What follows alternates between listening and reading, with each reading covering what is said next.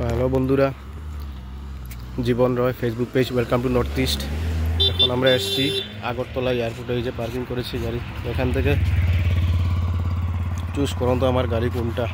যদি কেউ চুজ করে বলতে পারেন কত নাম্বার গাড়ি, তাহলে মানব যে ওর চোখের দৃষ্টিটা খুবই ভালো।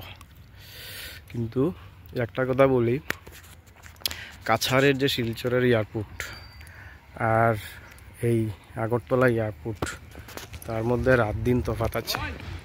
যে আগরতলার যে এয়ারপোর্টটা খুবই সুন্দর সাজিয়েছে ওরা, দেখতে দারুণ লাগে। এই যে পুরো একদম গার্ডেন হ্যাপি গার্ডেন বানিয়েছে ওরা। এই যে আমি দেখাচ্ছি,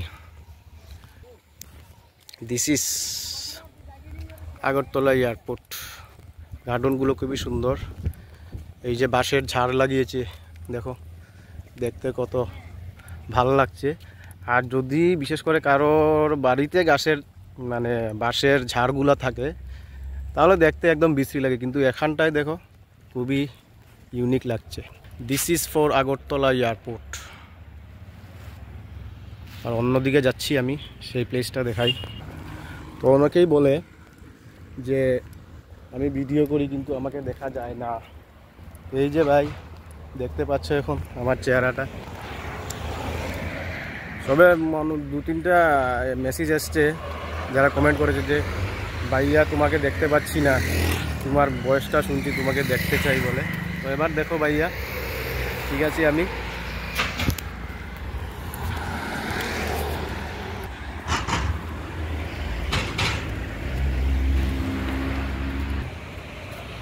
এই যে আগরতলা এয়ারপোর্ট।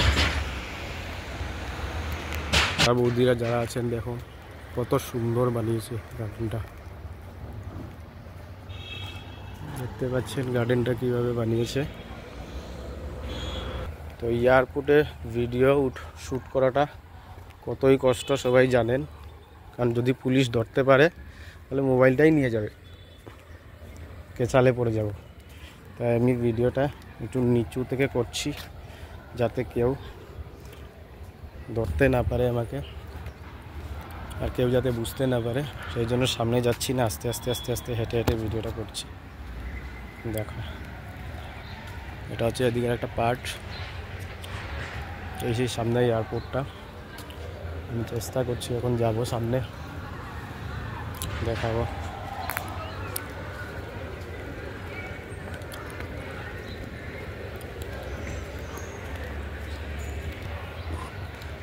খুবই সুন্দর লাগে, সামনে ফেস টু ফেস খুবই সুন্দর সিনারিটা খুবই সুন্দর। বাঁশি মারছে পুলিশ, দেখে নিয়েছে আমাকে একবার।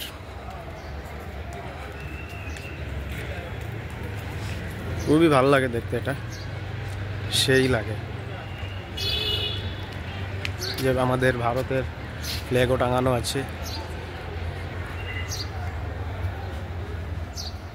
খুবই সুন্দর, সেই লাগছে।